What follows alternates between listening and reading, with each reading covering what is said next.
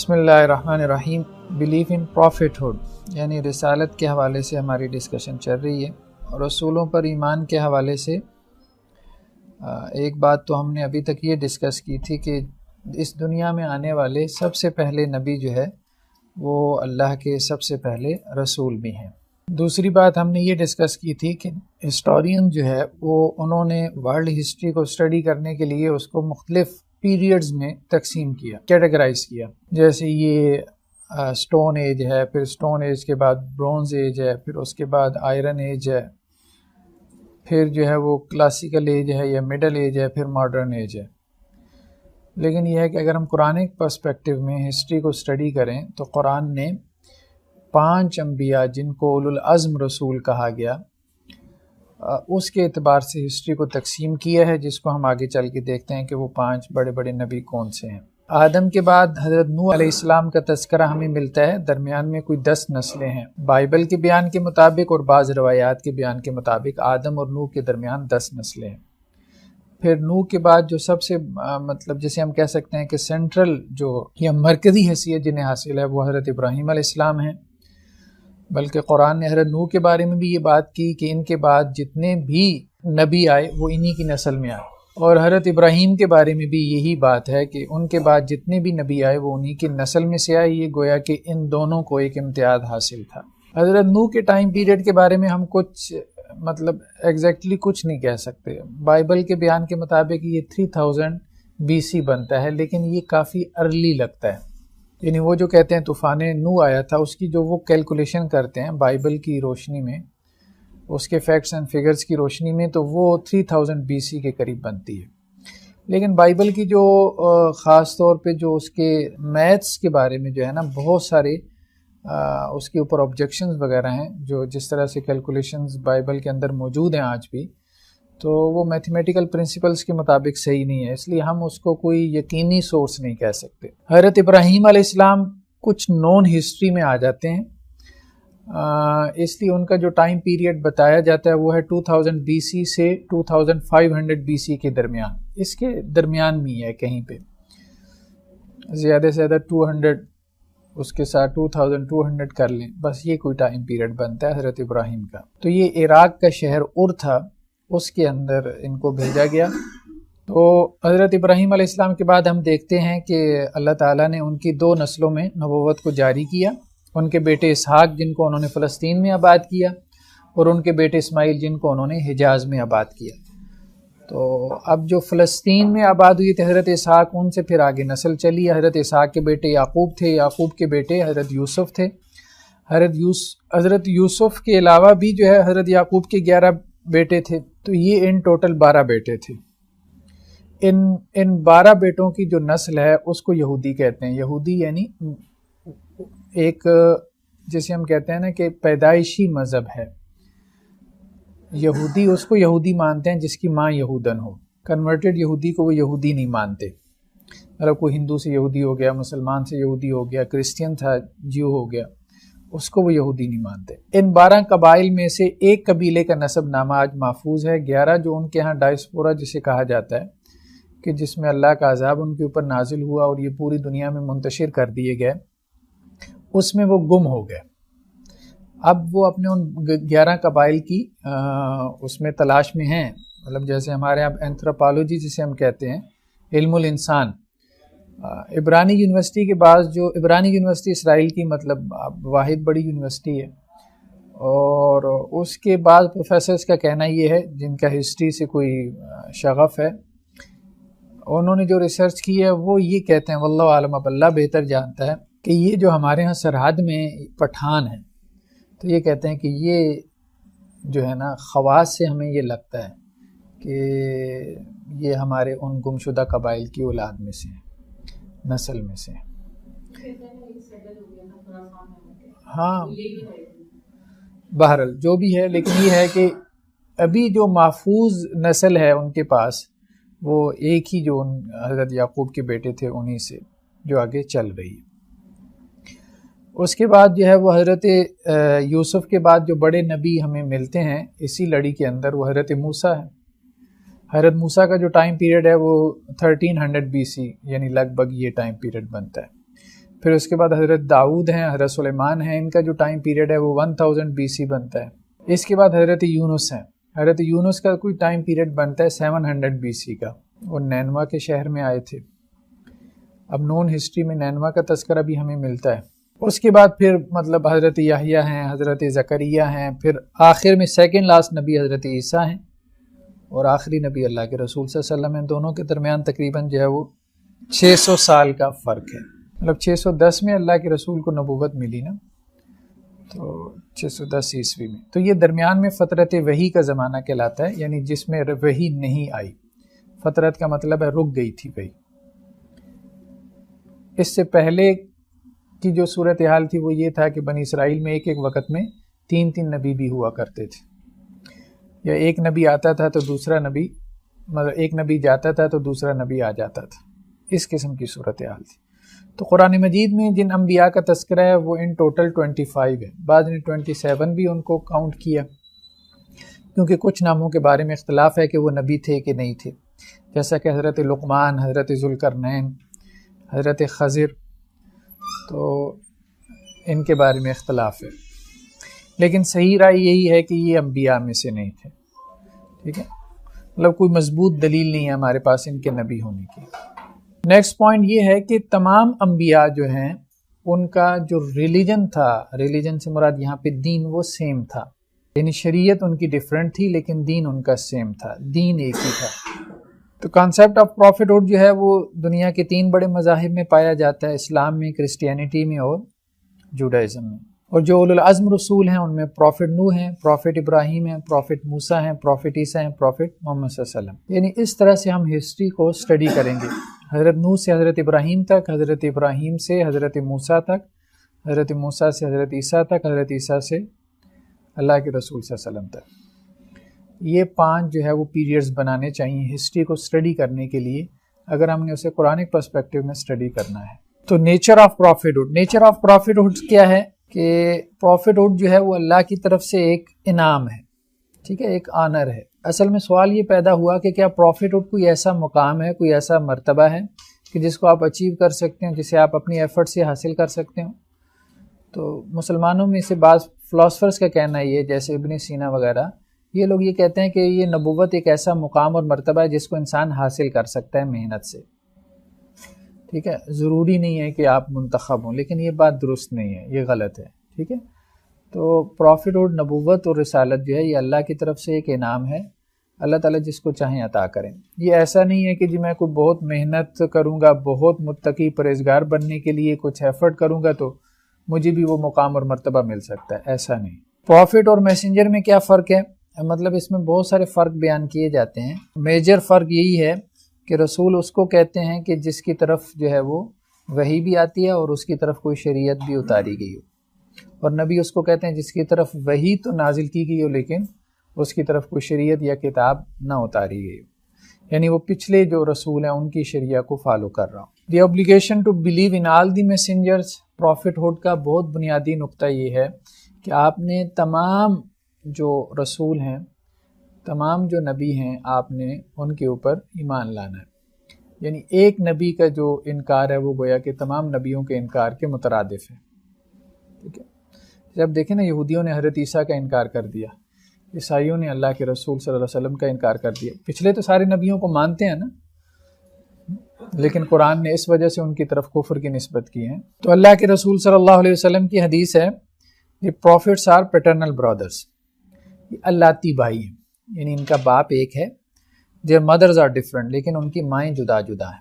مائیں جدا ہیں، اس سے کیا مراد ہے؟ اس سے مراد یہ ہے کہ ان کی شریعتیں مختلف ہیں۔ تو دین کیا ہے؟ دین بیسیکلی فنڈامنٹلز ہیں۔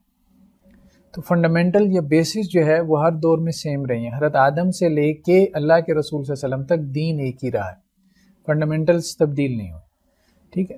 ان فنڈامنٹلز کی جو تفصیلات تھی، ان کی جو انٹرپریٹیشن تھی، جیسے آج ہمارے یہاں ایک کانسٹیٹیوشن ہے نا، اور ایک ہمارے یہاں لا ہے، یہ پاکستان پینل کوڈ ہے، یہ سول لا ہے، ٹھیک ہے، یہ آپ کا جو ہے وہ دوسرا جو ہے وہ مطلب ٹیکسیشن سے متعلق لا ہے، یہ فلاں ہے فلاں ہے۔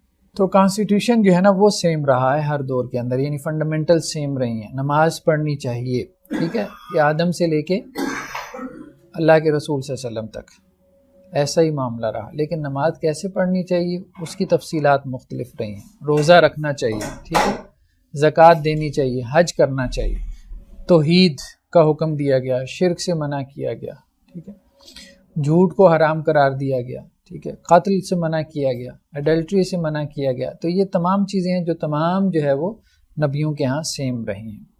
یہی وجہ ہے کہ آج بھی ہم دیکھتے ہیں کہ جو مختلف جو آسمانی کتابیں ہیں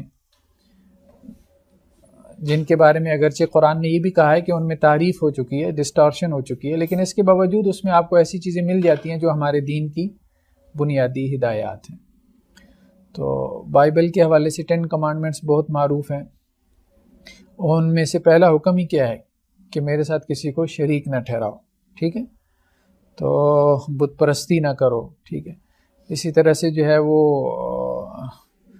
مطلب غریبوں کی مدد کرو، قتل نہ کرو، ایڈلٹری میں نہ مبتلا ہو جاؤ، ٹھیک ہے، چوری نہ کرو، تو اپنے پڑوسی کو جو ہے وہ تنگ نہ کرو. تو یہ احکامات نہ صرف ہمیں یہاں پہ ملتے ہیں یہودیت عیسائیت میں، جنہیں ہم سیمیٹک ریلیجن کہتے ہیں. تو ریلیجنز کی دو بڑی ڈویژنز ہیں نا، ایک وہ جو سیمیٹک ریلیجنز کہلاتے ہیں. سیمیٹک ریلیجنز ان کو کہتے ہیں جنہیں ہم آسمانی ادیان ان کا ترجمہ کرتے ہیں، جو اپنی نسبت آسمان کی طرف کرتے ہیں. دوسرا نان سیمیٹک ریلیجن وہ ہیں جو مین میڈ ریلیجنز ہیں، جو انسانوں نے بنائے ہیں. جیسے یہاں پہ سکھ ازم ہے، ہندوازم ہے، بدھزم ہے، زراسٹرینزم ہے، کنفیوشنزم ہے. تو اب ان جو مذاہب ہیں ان کا بھی اگر آپ مطالعہ کریں تو ان میں بھی آپ کو ایسی چیزیں نظر آ جاتی ہیں. جیسے 10 کمانڈمنٹس آپ کو ہندوازم میں بھی ملتی ہیں، اگرچہ تھوڑی سی ڈیفرنٹ ہیں، لیکن ان میں سے کوئی چیز ایسی نہیں ہے جو ہمارے دین کا حکم نہ ہو، ٹھیک ہے. جیسے پیشنس ہے، صبر ہے، فارگیونیس ہے، ٹھیک ہے، اب لوگوں کو معاف کر دینا ہے، اور اسی طرح سے اپنے جسے کہتے ہیں وساوس کو کنٹرول کرنے کی کوشش کرنا ہے. نان سٹیلنگ مطلب چوری نہ کرنا ہے. کلینینس، طہارت اور صفائی کے حوالے سے ہمارے یہاں پورا ایک چیپٹر ہے، ٹھیک ہے. Control of senses, seek knowledge, علم حاصل کرو، ٹھیک ہے. ایجوکیشن، ٹروتھ فلنس، صادق بنو، سچے بن جاؤ. اوائڈ اینگر، مطلب غصہ نہ کرو. تو مختلف مذاہب کے اندر جو کہ انسانوں کے بنائی ہوئی مذاہب ہیں، ان میں بھی آپ کو ایسی تعلیمات ملتی ہیں کہ جن میں آپ کو آسمانی یا وحی کا ایلیمنٹ نظر آتا ہے. اس کی کیا وجہ ہے؟ اس کی کیا ریزن ہے؟ اس کی وجہ یہ ہے کہ دنیا میں کوئی مذہب ایسا نہیں ہے. یہ بات ہم مطلب جن لوگوں نے بھی مذاہب پہ ریسرچ کی ہے وہ اس بات کو اچھی طرح سے کنکلوڈ کر سکتے ہیں، ایکسپلور کر سکتے ہیں کہ دنیا میں کوئی بھی مذہب ایسا نہیں ہے جو کہ انسانوں کا بنایا ہوا ہو اور اس نے وحی سے کوئی رہنمائی نہ لی ہو. تو ممکن نہیں ہے. تو وہ وحی کی جو رہنمائی ہے وہ آپ کو صاف طور پہ نظر آتی ہے انسانوں کے بنائی ہوئی مذاہب کے اندر بھی. بعض لوگوں نے تو یہ بھی کہا ہے کہ یہ کرپٹڈ مذاہب ہیں. اصل میں اس میں دو اپروچز ہیں ان مذاہب کو اسٹڈی کرنے کی. مثال کے طور پہ سمجھنے کے لیے بات کر رہا ہوں، ہندوازم کو بعض لوگوں نے کہا یہ کرپٹڈ مذہب ہے. کرپٹڈ مذہب کیوں ہے؟ وہ کہتے ہیں یہ اصل میں دین ابراہیمی تھا. برہمن کا لفظ جو ہے وہ ابراہیم سے بنا ہے، تو یہ دین ابراہیمی تھا جس کو انہوں نے کرپٹ کر لیا، جیسے مشرکین مکہ نے دین ابراہیمی کو کرپٹ کر لیا. ایک تو یہ اپروچ ہے اس کی کہ اصلاً یہ جو ہے وہ آسمانی مذہب تھا، ٹھیک ہے، بعد میں اتنی کرپشن ہوئی کہ یہ انسانی مذہب بن گیا. دوسری اپروچ یہ ہے کہ نہیں، اصلاً ہی یہ آسمانی مذہب نہیں تھا، لیکن یہ ہے کہ آسمانی مذہب سے گائیڈنس لیتے ہوئے انہوں نے کیا کیا، ایک مذہب بنانے کی کوشش کی، اپنی ضرورت پوری کرنے کی کوشش کی. ٹھیک، مطلب انسان اتنا تہی دامن تھا، اتنا خالی دامن تھا کہ اگر اس نے کوئی مذہب بنانا بھی تھا تو اسے پہلے سے موجود مذاہب کو سامنے رکھتے ہوئے، ان کے ماڈلز کو سامنے رکھتے ہوئے کچھ وہ وضع کر سکتا تھا نا، کچھ بنا سکتا تھا. ٹھیک، اور وہ پہلے سے موجود کیا تھے؟ وہ سارے آسمانی مذاہب تھے. تو یہ سیکنڈ اپروچ ہے ان نان سیمیٹک ریلیجنز کو اسٹڈی کرنے کی. دونوں صورتوں میں ان کے اوپر بہرحال انفلوئنس ہے، سیمیٹک ریلیجنز کا انفلوئنس ہے. دوسری چیز جو آج ہمیں ڈسکس کرنی ہے وہ ہے اللہ کے رسول صلی اللہ علیہ وسلم کی جو پروفٹ ہوڈ ہے اس کی خاص طور پہ کیا کریکٹرسٹکس ہیں. تو 5 ایسے خواص ہیں جو اللہ کے نبی صلی اللہ علیہ وسلم کی نبوت و رسالت کے ساتھ خاص ہیں، یعنی دوسرے نبیوں میں ہمیں وہ چیزیں نہیں ملتی کہ اللہ کے رسول کیا ہیں، خاتم النبیین ہیں۔ تو قرآن میں یہ بات ہے نا کہ نبیوں کی مہر ہیں، یعنی آپ نے نبیوں کو سیل کر دیا، ٹھیک ہے، نبوت کے سلسلے کو آپ نے سیل کر دیا، بند کر دیا۔ مہر کا مطلب ہے نا جیسے آپ کسی چیز کو پیک کر کے آپ اس کو سیل کر دیتے ہیں۔ اسی طرح سنن ترمذی کی روایت ہے، آپ صلی اللہ علیہ وسلم نے فرمایا I am the last of the prophet, there is no prophet after me, میرے بعد کوئی نبی نہیں ہے، لا نبی بعدی، ٹھیک ہے۔ کچھ لوگ اصل میں خاتم النبیین کا الگ سے ترجمہ بھی کر لیتے ہیں نا، لیکن یہ ہے کہ جو حدیث ہے، حدیث میں تو بالکل واضح آ گیا نا کہ اس سے مراد کیا ہے، خاتم النبیین سے۔ اللہ کے رسول نے خود وضاحت کر دی نا کہ خاتم النبیین سے کیا مراد ہے۔ اللہ کے رسول نے کیا کہا کہ میں خاتم النبیین ہوں، اس سے کیا مراد ہے، there is no prophet after me، لا نبی بعد، میرے بعد کوئی نبی نہیں۔ تو کہنے کا مطلب یہ ہے کہ قرآن مجید کی کسی لفظ کی انٹرپریٹیشن کا سب سے زیادہ رائٹ یا حق اللہ کے رسول کو ہے نا۔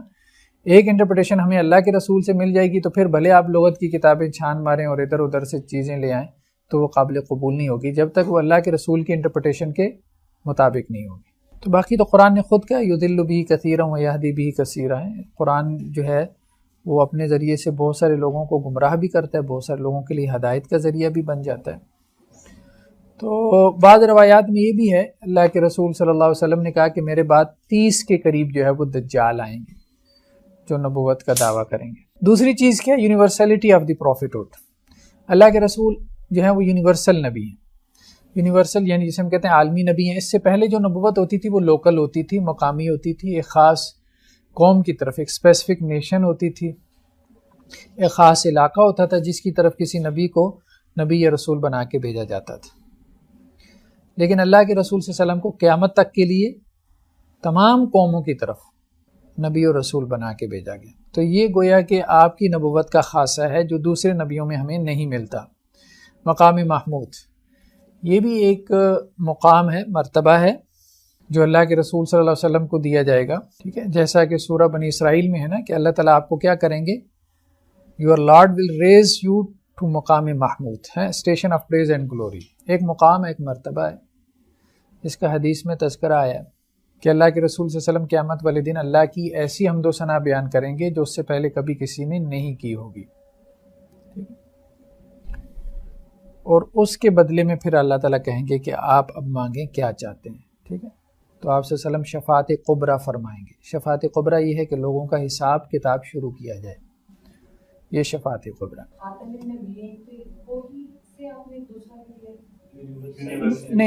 نہیں یہ تو اور ہے نا،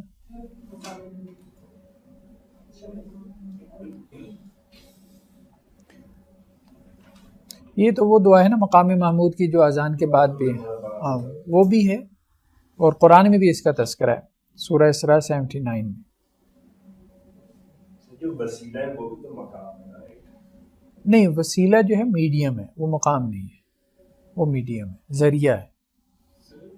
جس طرح کی صحابی پاک میں آتے کہ میں حضور صلی اللہ علیہ وسلم سے فرمایا کہ ہم اس وقت دنیا میں جب بھی پریشان ہوتے ہیں، آپ سے ملنا چاہتے ہیں کہ آپ سے مل لیتے ہیں، تو آخرت میں تو آپ جو ہے اعلیٰ مقام پہ ہوں گے، ہم نیچے والے مقام پہ ہوں گے، تو ہم کس طرح آپ سے مل سکیں گے؟ تو حضور صلی اللہ علیہ وسلم نے وہ ایک مشہور حدیث ہے کہ جس سے محبت کرو گے اسی کے ساتھ آپ، ایسا ہی بالکل ایسا ہی۔ اس کا مطلب جو یعنی اگر آپ سے اس مقام پہ ہیں، وہ مقام تو نبیوں کے لیے، تو پھر جو دوسرے صحابہ کے لیے تھا، تو اس حدیث کو کس طرح سے کوئی کیا ہے دوسرا صحابہ کا پھر مقام، اس کا مطلب وہ بھی اس کے قریب ہی ہوگا یا کس طرح سے؟ یعنی آپ سے فرمایا کہ جس سے محبت کرتے ہوں گے آخرت کے دن اسی کے ساتھ ہوں گے۔ نہیں مطلب کہنے کا مطلب یہ نہیں ہے کہ دوری ختم ہو جائے گی نا، ڈسٹنس ختم ہو جائے گا، بس کوئی معنی نہیں رکھے گا۔ ہاں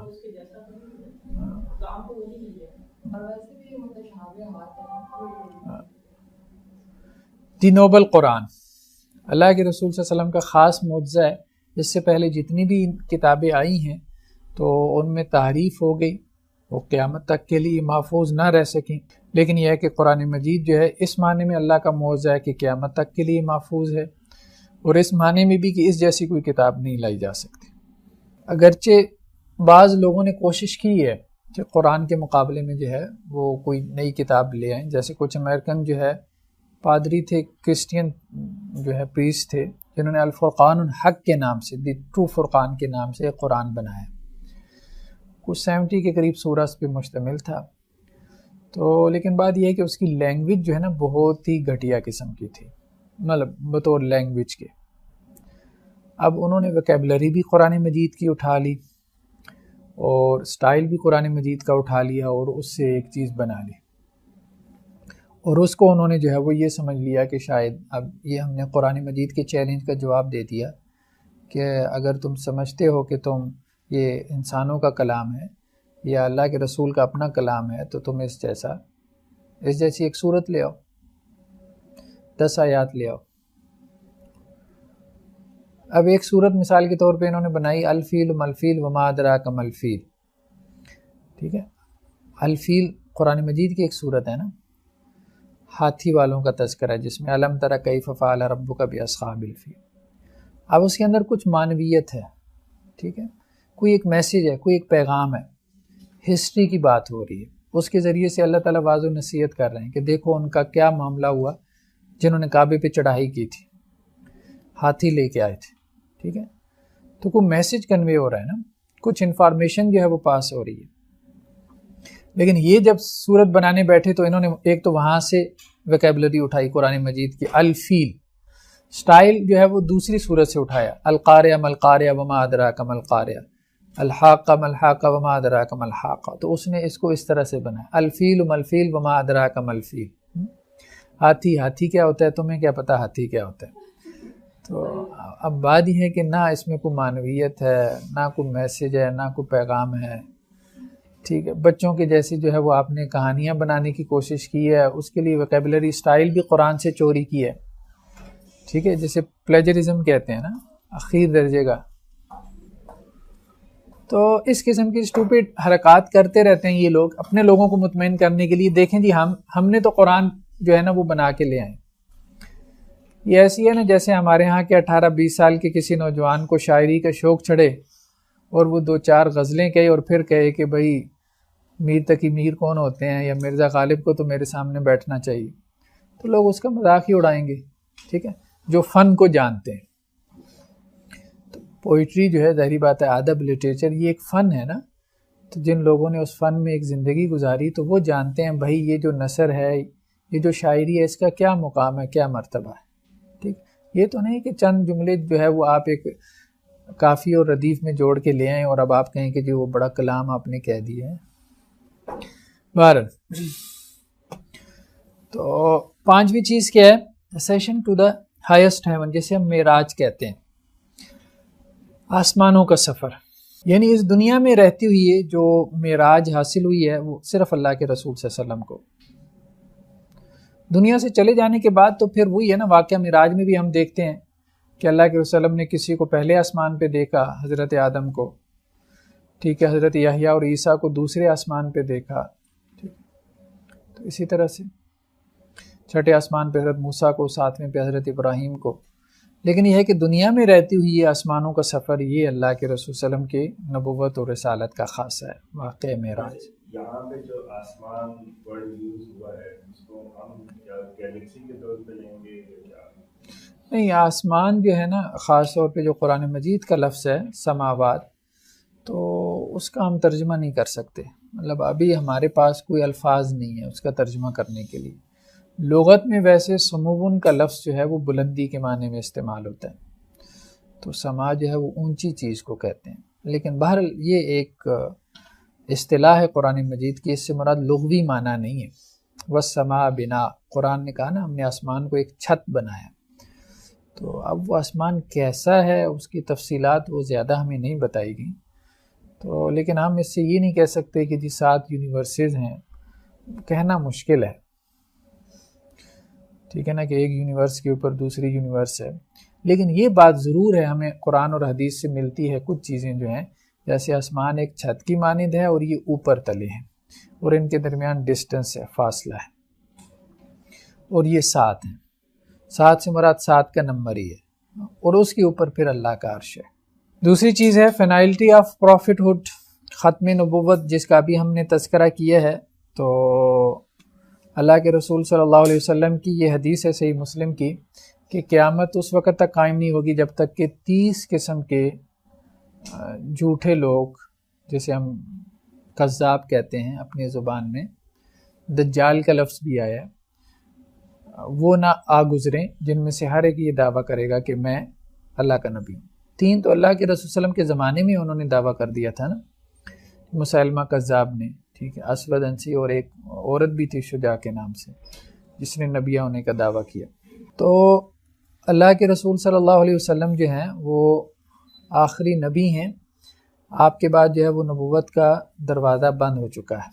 اب جو لوگ نبی ہونے کا دعویٰ کرتے ہیں، کلیم کرتے ہیں، اب سوشل میڈیا پہ بھی بعض اوقات کچھ چیزیں وائرل ہو جاتی ہیں، تو کچھ لوگوں کو تو آپ کہہ سکتے ہیں کہ جیسے کوئی مینٹل ڈس آرڈر ہے، سائیکولوجیکل ڈس آرڈر کہہ دیتے ہیں، مینٹل ایلنس ہے، اور کچھ لوگ واقعتاً میں سمجھ رہے ہوتے ہیں کہ ہمارے ساتھ مطلب معاملہ جو ہے وہ ٹھیک نہیں ہو رہا، لیکن پھر بھی اس کو کلیم کر رہے ہوتے ہیں، اور وہ یہ سمجھ رہے ہوتے ہیں کہ شیطان کی طرف سے ہو رہا ہے۔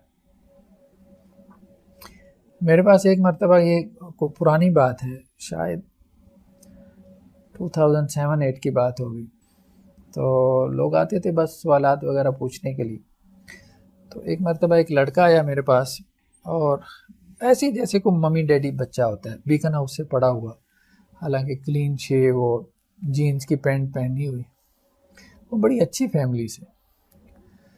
تو مجھے یاد ہے میں ایسی بس لیپ ٹاپ کی طرف دیکھ رہا تھا، تو وہ آ کے بیٹھ گیا، تو میں نے پوچھا کیا مسئلہ ہے، تو وہ اچانک اس نے کہا میرے پاس جبریل آتا ہے۔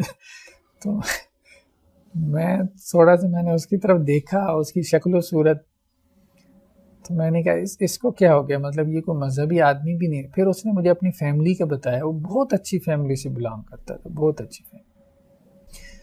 تو مجھے لگا کہ اس کو کیا مسئلہ ہے، مطلب چلیں کوئی غریب مسکین، اس کو تو فالوور چاہیے، ٹھیک ہے، اسے کوئی دولت چاہیے، پیسہ چاہیے اس قسم کے کلیم کے لیے، تو اس کا مسئلہ کیا ہو سکتا۔ پھر میں نے اس کے ساتھ کوئی ڈسکشن کی اس کو کھنگالنے کے لیے، تو میں نے کہا وہ جبریل آ کے کیا کہتا ہے، اس نے کہا مجھے وحی سناتا ہے۔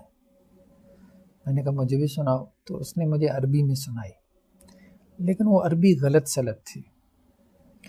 پھر میں نے پوچھا اچھا مجھے یہ بتاؤ وہ کہتا کیا ہے، خلاصہ کیا ہے اس کی باتوں کا۔ وہ مجھے یہ کہتا ہے کہ تم عیسیٰ ہو، تم جیزس ہو۔ اچھا اور کیا کہتا ہے؟ اور یہ کہتا ہے کہ اللہ تعالیٰ نے جو ہے نا تمہیں اس امت کی وہ گائیڈنس، رہنمائی جو بھی ہے اس کے لیے بھیجا ہے، اس کے مسائل کو حل کرنے کے لیے، تو تم باہر جا کے نا یہ کلیم کرو۔ اب مجھے وہ یہ کہتا ہے، میں نے کہا اچھا مجھے یہ بتاؤ، تم مطلب اچھے بھلے سمجھدار مطلب معلوم ہوتے ہو، تو تم نے اپنے گھر والوں سے مشورہ کیا، انہیں یہ باتیں بتائی ہیں؟ کہتا ہے ہاں بتائی ہیں۔ میں نے کہا وہ کیا کہتے ہیں؟ کہتا ہے گھر والے تو یہ کہتے ہیں کہ خود بھی جوتے کھاؤ گے ہمیں بھی کھلاؤ گے۔ میں نے کہا تمہارے گھر والے تو بالکل ٹھیک کہہ رہے ہیں، تو تمہیں یہ بات کیوں نہیں سمجھ میں آ رہی؟ کہتا ہے وہ پھر کون ہے؟ میں نے کہا جو تم سمجھ رہے ہو، جو تم سمجھ رہے ہو وہ وہی ہے۔ کہتا ہے شیطان ہے، میں نے بھی یہی سمجھا تھا، لیکن ایک معاملہ ہو گیا کہ جس کے بعد مجھے یقین ہو گیا کہ یہ شیطان نہیں ہے۔ میں نے کہا کیا ہوا؟ کہتے ہیں میں نے ایک دفعہ اس کو آزمائش کرنے کے لیے اس کی کہ یہ شیطان ہے یا جبریل ہے، میں نے اس سے موبائل فون مانگ لیا، تو اس نے مجھے فوراً لا دیا۔ میں نے کہا یہ تو کوئی بات نہیں، تو تم اسے اس سے امریکہ کے صدر کا سر مانگ لیتے تو پھر میں مان لیتا کہ وہ واقعتاً جبریل ہے اور تمہیں لا بھی دیتا تو یہ تو کوئی بات نہیں، یہ تو کوئی بھی شیطان کوئی بھی جن کر سکتا ہے، ٹھیک۔ تو خیر اس کی میں نے کافی کاؤنسلنگ کرنے کی کوشش کی۔ مجھے جو بات سمجھ میں آئی وہ یہی تھا کہ اصل میں شیطان آ رہا تھا اس کے پاس، کسی ایسی ایکٹیویٹی میں ملوث ہو گیا جس کی وجہ سے شیطان اس پہ حاضر ہونا شروع ہو گیا، اور اس طرح سے بہت لوگوں کو شیاطین جو ہے وہ ڈی ٹریک کرتے ہیں۔ یعنی یہ مسئلہ ہو سکتا ہے کہ اس کے پاس کوئی آتا ہو، وہ اپنے کلیم میں جھوٹا نہ ہو، ٹھیک ہے نا، ہو سکتا ہے وہ اپنے کلیم میں سچا ہو، لیکن یہ ہے کہ جو آ رہا ہے اس کا وہ کیسے انالیسس کر رہا ہے کہ یہ جبریل ہے، شیطان نہیں. تو بعض لوگوں کا یہ بھی مسئلہ ہوتا ہے، تو اور اس وجہ سے وہ پھر کلیم کرنا شروع کر دیتے ہیں. مطلب بہت سنسیئر، بہت نیک، متقی، پرہیزگار جن کی ہسٹری ہوگی، تو وہ جب ایسا کلیم کرے گا تو اس کا مطلب یہ ہے کہ وہ شیاطین کے ہتھے چڑھ گئے. اسی طرح ایک اور صاحب ایک مرتبہ، مطلب عجیب و غریب قسم کے لوگ ہیں، اتنا بڑا انہوں نے بنڈل بھیجا ہمارے ادھر قرآن اکیڈمی میں. تو وہ کیا ہے جی، وہ کو پاکستان کا دربار انہوں نے نہیں چھوڑا جس پہ انہوں نے حاضری نہ دی ہو. اور اب یہ کیا ہے، یہ وحی ہے جو ان پہ نازل ہوئی ہے. تو اب یہ وحی ان کے اوپر جو نازل ہوئی ہے، اس وحی کا خلاصہ کیا ہے؟ خلاصہ یہ ہے کہ اللہ میاں پریشان ہے. اللہ میاں کو بھائی کیا پریشانی ہے کہ امت کے مسائل بہت بڑھ گئے. اچھا، تو اللہ میاں نے ایک ڈیسیژن لی ہے. کیا ڈیسیژن لی ہے؟ اللہ میاں نے یہ ڈیسیژن لیا ہے کہ اللہ کے رسول کو دوبارہ دنیا میں بھیجیں. اچھا، تو میری اپائنمنٹ یعنی تمہاری جو اپائنمنٹ وہ کس سلسلے میں ہوئی ہے؟ وہ اس سلسلے میں کہ امت جو ہے نا ابھی ذہناً تیار نہیں ہے اس بات کے لیے کہ دوبارہ اللہ کے رسول اس دنیا میں آئے. تو میری اپائنمنٹ اس معاملے میں کی گئی ہے کہ تم دارالعلوموں میں جاؤ، تم مفتیوں کے پاس جاؤ، تم تحریکوں کے پاس جاؤ، تم مدرسوں میں جاؤ، تم خطیبوں کے پاس جاؤ، انہیں بتاؤ کہ اللہ کے رسول آنے والے. تو وہ صاحب یہ فریضہ سر انجام دے رہے تھے، سب کو لیٹر لکھ کے کہ بتائیں خطبوں میں کہ اللہ کے رسول آنے والے. مطلب دنیا جو ہے نا، دنیا میں مطلب ایسے لوگ ہیں کہ انسان حیران رہ جاتا ہے دماغی اعتبار سے. یعنی مذہبی آدمی کا دماغ پھر جائے نا تو پتہ نہیں وہ کیا سے کیا بن جاتا ہے. تو فائنلٹی آف پروفٹ ہوڈ کہنے کا مطلب یہ ہے کہ اس کے مختلف قسم کے کیا ہو سکتے ہیں؟ ورژنز ہو سکتے ہیں. مختلف قسم کے فتنے ہیں جو شیاطین جو ہے وہ خاص طور پہ ان کانسیپٹس کو سامنے رکھتے ہوئے پھیلانے کی کوشش کرتے ہیں امت کے اندر. کسی کی خواب میں آئیں گے، سوشل میڈیا پہ ہر 2-4 ہفتوں بعد آپ ایک صاحب دیکھیں گے جو کبھی کوئی عیسیٰ ہونے کا دعویٰ کر رہا ہے، کبھی کوئی مہدی ہونے کا دعویٰ کر رہا ہے، کبھی کوئی کہہ رہا ہے مجھے 40 سال سے خواب آ رہے ہیں، کوئی کہہ رہا ہے مجھے 20 سال سے خواب آ رہے ہیں، اور کوئی کہہ رہا ہے مجھے 700 دفعہ اللہ خواب میں آیا ہے، کوئی کہہ رہا ہے مجھے 400 دفعہ رسول اللہ صلی اللہ علیہ وسلم کی زیارت ہوئی ہے، اور کوئی جو ہے وہ آرمی چیف کو مخاطب کر کے کہہ رہا ہے تم بھی میری بیعت کر لو، مجھے خلیفۃ المسلمین بنا دیا گیا. مطلب ایسے پاگل لوگ، اسٹوپڈ قسم کے، ٹھیک ہے. اور انسان حیران رہ جاتا ہے. داڑھی چھوڑی ہوئی ہے، 2 خلیفے ان کے ادھر کھڑے ہیں، 2 ادھر کھڑے ہیں، مطلب ان کو بھی ماننے والے ہیں، ان کو بھی ماننے والے لوگ ہیں. تو ہماری قوم جو ہے نا بہت زیادہ ضعیف الاعتقادی کا شکار ہے. ٹھیک ہے، مطلب آپ اپنے جسم کے 2-4 بال توڑ کے کسی اچھے سے شیشے کے برتن میں رکھ کے جو ہے اعلان کر دیں کہ رسول اللہ صلی اللہ علیہ وسلم کے بال ہیں، دیکھیں صبح سے شام تک لائن لگ گئی. تو یہ ضعیف الاعتقادی کی وجہ سے بہت سارے لوگوں کو پھر موقع ملا ہے اور انہوں نے اس قسم کے کلیمز کیے، دعوے کیے. کسی نے مسیح ہونے کا دعویٰ کیا، یعنی عیسیٰ ہونے کا، کسی نے نبی ہونے کا دعویٰ کیا، کسی نے جو ہے مہدی ہونے کا دعویٰ کیا. تو ہمارا جو کانسٹیٹیوشن ہے، خیر اس میں 298C ہے کہ جس کے مطابق قادیانی یا احمدی جو گروپ ہے جو اپنے آپ کو یہ کہتے ہیں کہ جی ہم غلام احمد قادیانی کو نبی مانتے ہیں، تو ان کو نان مسلم ڈکلیئر کیا گیا. کس وجہ سے یہ ساری موو کس وجہ سے چلی؟ یہ ساری موو اسی وجہ سے چلائی گئی تھی کہ مسلمان کی جو ڈیفینیشن ہے وہ متعین ہو جائے. تو ہمارے کانسٹیٹیوشن میں مسلمان کی جو ڈیفینیشن متعین ہوئی اس میں صرف اتنا کافی نہیں ہے کہ میں اللہ کے رسول کو اللہ کا نبی مانتا ہوں، بلکہ آخری نبی مانتا ہوں. یہ چیز تو یہ بھٹو کے دور میں اصل میں یہ معاملہ ہوا تھا، اور وہاں اس وقت جو قادیانیوں کے جو سربراہ تھے ان کو موقع دیا گیا پارلیمنٹ میں خطاب کا کہ جی یہ لوگ ہیں اس امت کے ریپریزنٹیٹیو ہیں، آپ ان کو سمجھائیں.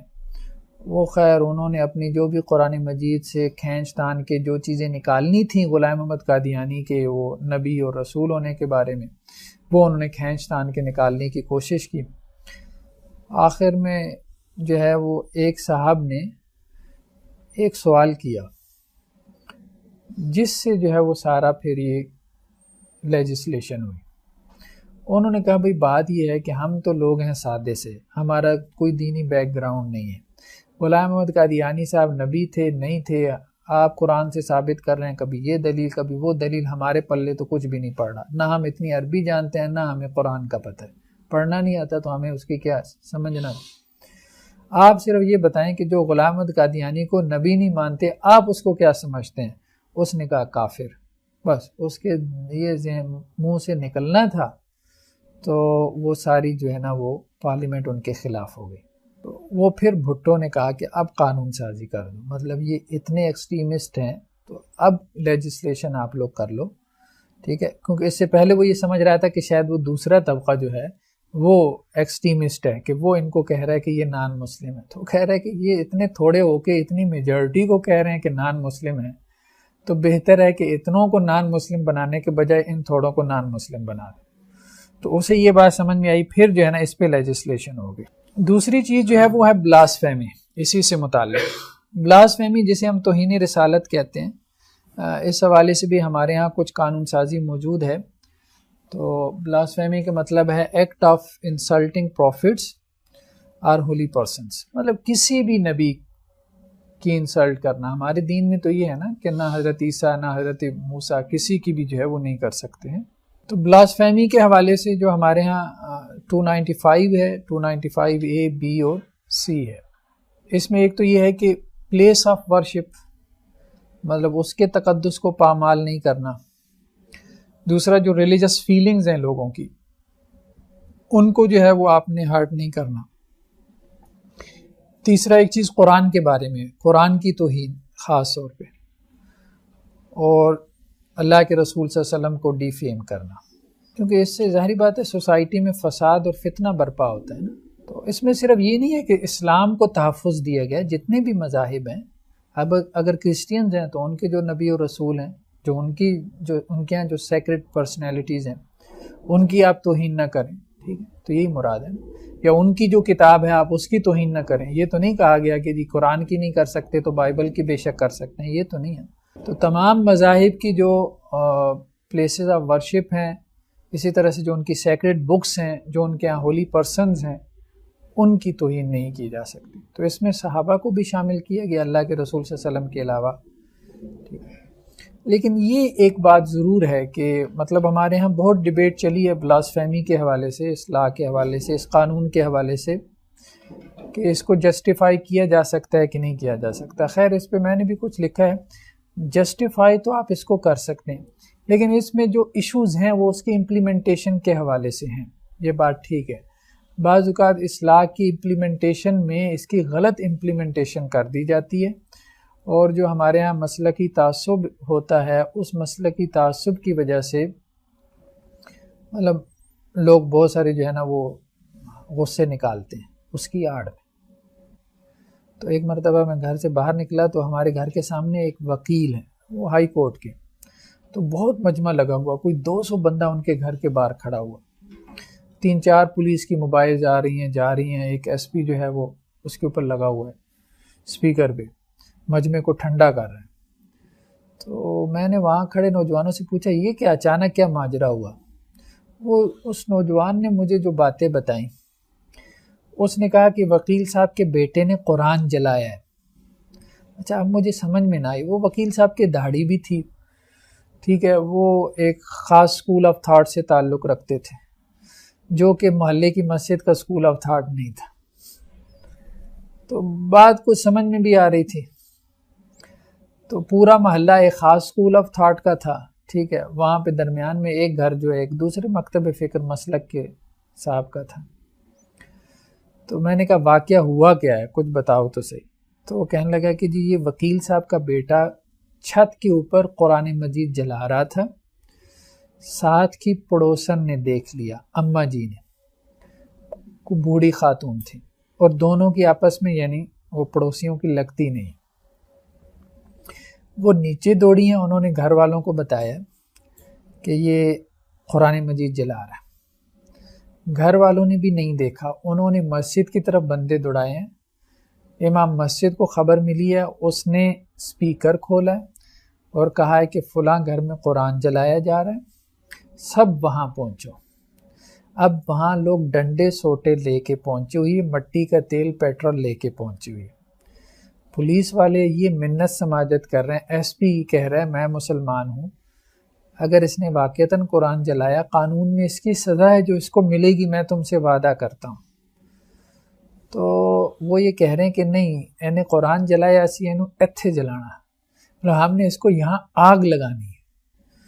تو ہمارے ہاں بہرحال یہ چیز ہے، یہ چیز دیکھنے کو ملتی ہے کہ مسلکی اور مذہبی تعصب کی وجہ سے بہت سارے مقامات پہ بہت سارے کیسز میں مطلب معصوم لوگوں کو جو ہے وہ اس تعصب کی بھینٹ چڑھا دیا جاتا ہے اس قانون کی آڑ لے کے. ٹھیک، بڑے لوگوں کو مطلب ایک اہل حدیث امام مسجد کو رجم کر دیا گیا. کس وجہ سے؟ وہ چونکہ گاؤں تھا، اس گاؤں میں ایک مطلب اہل حدیث تھے اور دوسری طرف دیوبند وہ بریلوی اسکول آف تھاٹ کے لوگ تھے، وہ ذرا غالب تھے.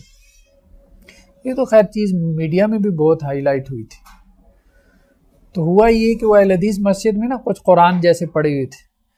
اب قرآن اگر آپ کے مسجد میں گھر میں پڑے ہیں جو پھٹ گئے ہیں، ٹھیک ہے، اب وہ ادھر اور آگ جو ہے وہ گر رہے ہیں، وہ بے حرمتی ہو رہی ہے، تو اب آپ ان کا کیا کریں؟ اس کے بارے میں مختلف آ رہا ہے. کچھ علماء کہتے ہیں نہر میں بہا دیں، کچھ لوگ کہتے ہیں نہیں جی نہر پہلے اتنی گندی ہے، وہ گٹر میں بہانے کا یہ تو اور قرآن مجید کی توہین ہے. کچھ کہتے ہیں قبرستان میں دفن کر دیں، وہ دوسرے یہ دلیل دیتے ہیں آپ اس کے اوپر چلیں گے تو یہ توہین نہیں ہوگی. کچھ لوگ کہتے ہیں کہ ان کو جلا دیں، اور یہ جلانے کا موقف بھی صحابہ سے ملتا ہے. حضرت عثمان رضی اللہ تعالیٰ عنہ کے زمانے میں جب ایک اسٹیٹ لیول پہ ایک مصحف تیار کیا گیا تھا تو جو مصاحف اس کے مطابق نہیں تھے ان کو جلوا دیا گیا تھا. تو یعنی قرآن مجید کو مطلب جو قرآن مجید پھٹ گیا ہے، پرانا ہو گیا ہے، اب استعمال کے قابل نہیں رہا، اب آپ نے اس کا کیا کرنا ہے؟ تو وہ انہوں نے ان پھٹے پرانے جو قرآن مجید تھے ان کو جلوایا تھا. تو اب بریلوی جو امام تھا اس کو تو ایک موقع ہاتھ آ گیا، اس نے کہا اینی تا قرآن جلائے، تو وہ سارے مجمع کو لے کے آ گیا اور انہوں نے وہاں پہ اس کو رجم کیا. تو اب دیکھیں نا یہ جو وحشی پن ہے مذہب کے نام پہ، تو اس کی تو کسی صورت اجازت نہیں دی جا سکتی. اسلامک اسکول میں بچوں میں ماں باپ آ کے بہت لڑائیاں کرتے ہیں کہ ہمارے بچے کا نام عبدالرحمان ہے، عبداللہ، آپ اس کا بیگ نیچے بھی رکھتے ہیں، اس کا نام لکھا، یہ بات بالکل غلط لگتی ہے. نہیں یہ نام جو ہے اس ناموں کو اگر کہیں یہ نام لکھا ہو اس کو بھی بندہ نیچے بھی رکھتا ہے. نہیں دیکھیں بات یہ ہے کہ اگر تو ایک تو یہ ہے نا کہ آپ کے بیگ کے اندر چیزیں موجود ہیں تو اس میں تو کوئی حرج نہیں ہے، بیگ کو آپ نے نیچے رکھ لیا. دیکھیں یہ لوگوں نے جب اس میں ایگزیجریشن کی نا تو ایک مرتبہ ایک صاحب جو ہے نا وہ ہم کسی جگہ کوئی مجلس تھی وہاں پہ، تو وہ میں نے دیکھا کہ وہ میری طرف پشت نہیں کر رہے جب جاتے، تو میں نے اسے پکڑ لیا، میں نے کہا کیا ہوا ہے؟ کہنے لگا تمہارے سینے میں قرآن ہے. تو میں نے کہا میرے سینے میں قرآن ہے تو کیا ہو گیا؟ نہیں قرآن کی طرف پشت نہیں کر سکتے، گناہ ملتا ہے. مجھے مولوی صاحب نے کہا میں تم ہر حافظ قرآن کے ساتھ یہ کرتے ہو؟ کہتا ہے یہی کرتا ہوں. دیکھیں مطلب یہ ہے کہ اس پاگل پن کی کوئی انتہا نہیں ہے نا، پھر اب آپ اس کو سمجھا بھی نہیں. دیکھیں اس میں انٹینشنز کا دھیان رکھنا چاہیے. اب دیکھیں میں ابھی آپ کو اپنے پرسنل واقعات بتا رہا ہوں. بچوں کو اجازت ہوتی ہے، فائنل ان کے ہو رہے تھے کہ وہ واش روم جا سکتے ہیں، اس کو آپ نہیں روک سکتے 3 گھنٹے کے لیے آپ نے ان کو بٹھایا. وہ بچہ گیا واش روم میں تو انہوں نے بندے چھوڑے ہوتے ہیں گریڈ 4 کے سٹاف کہ جو بچہ جو ہے وہ زیادہ واش روم میں دیر لگائے تو اس کو ذرا چیک کرو. وہ بچے نے زیادہ دیر لگائی، اس نے اوپر سے جھانک لیا جس کی ڈیوٹی لگی ہوئی تھی. اس نے جب جھانکا تو وہ اندر جو ہے نا اس کے پاس اسلامک اسٹڈیز کے نوٹس تھے، اس میں قرآن مجید کی آیات بھی تھیں، حدیث بھی تھیں. اسلامک اسٹڈیز میں اور ہونا کیا؟ اس نے اس کو تڑی لگائی کہ میں نے تجھے دیکھ لیا ہے، تو یہاں واش روم کرنے نہیں آیا، یہاں تو نے چھپا کے رکھے ہوئے تھے نوٹس اسلامک اسٹڈیز کے واش روم میں، اور تو یہاں پہ چیٹنگ کر رہا ہے. اور میں نا ایگزامینیشن جو ہمارے جو کمیٹی ہوتی تھی وہ راؤنڈ پہ میں اس کو بلوانے جا رہا ہوں. اس نے باہر سے لگا دی کنڈی واش روم کو، اور اتنے میں وہ لڑکا دوڑا ہے اس کو ایگزامینیشن کمیٹی کو کال کرنے کے لیے کہ دیکھیں اندر وہ لڑکا بھی ہے اور اس کے ہاتھ میں نوٹس بھی ہیں. اب اس لڑکے کو کچھ سمجھ نہ آئی کہ میں کیا کروں، میں تو پکڑا جاؤں گا. اس نے کیا کیا کہ وہ نوٹس جو تھے نا ان کا بنایا گولا، ان کو پھینکا فلش میں، اوپر سے بہا دیا پانی زور سے، وہ فلش میں جا کے پھنس گئے. ظاہری بات اتنے زیادہ نوٹس تھے. اتنے میں وہ کمیٹی کے ممبران آ گئے, انہوں نے دروازہ کھلوایا تو اور وہ فلش سے پیپر نکالے, وہ لے کے پھر میرے پاس آ گئے. میں نے کہا بات یہ ہے کہ اس نے جو بھی یہ کام کیا ہے نا یہ ان انٹینشنلی کیا ہے, ٹھیک ہے, باقی اس کا پیپر وغیرہ آپ ضرور کینسل کر دیں, ٹھیک ہے, وہ جو بائی رولز اینڈ ریگولیشن, لیکن اس چیز کو اگر باہر نکلنے دیں گے نا تو کوئی اس کا سر پھاڑ دے گا کہ اس نے قرآن کے ساتھ یہ کیا. تو یہ ہے کہ ایک آدمی کس کیفیت میں کیا کر جاتا ہے تو وہ کیفیت امپورٹنٹ ہوتی ہے. اس کو سامنے رکھتی ہوئی جو ہے نا وہ اس کی کوئی اس مطلب کہ ہم نے اس کو کچھ مارجن دینا ہے یا ہم نے اس کو پنش کرنا ہے, یہ بہت, اور یہ ہمارے یہاں نہیں ہو رہا. ایسے جذبات کا ایک بخار ہے, بس بخار ہے بس, وہ نکالنا. چلیں جی, سبحانک اللہم و بحمدک.